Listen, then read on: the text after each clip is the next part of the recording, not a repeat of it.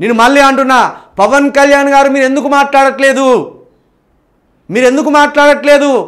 మీరు ఏమన్నారు మొన్ననే మీ ఆవిర్భావ సభలో? ఎవ్వరికి ఒక ముస్లిం మీద ఇట్లా వేలు పెట్టి చూపించినా నేను ఉంటా మీ ముందు అన్నావు. అలాంటిది 2 రాష్ట్రాలు దేశవ్యాప్తంగా ఉన్న క్రైస్తవ సమాజం మొత్తం ఉలిక్కిపడే ఒక మర్డర్ జరిగింది. ఇది సమాజం అంతా సిగ్గుపడే ఒక హత్య జరిగింది. కానీ డిప్యూటీ సీఎంగా ఉన్న మీరు ఇంతవరకు దీని మీద ఎందుకు స్పందిస్తలేరు? ఆంధ్రప్రదేశ్ను ఏం చేయాలనుకుంటున్నారు మీరు? మత మూకలతోటి, మత విద్వేషంతో, మత ఉన్మాదులతోటి ఆంధ్రప్రదేశ్ డెవలప్మెంట్ని నిర్వీర్యం చేయాలనుకుంటున్నారా?